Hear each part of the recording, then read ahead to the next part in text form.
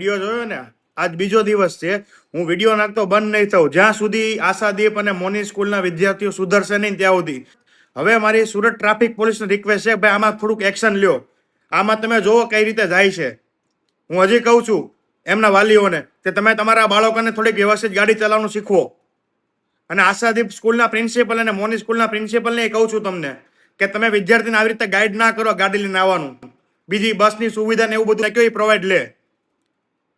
બાકી હજી કાલ વિડીયો નાખું છું, કેટલા લોકોએ જોઈ લીધો છે, બરોબર.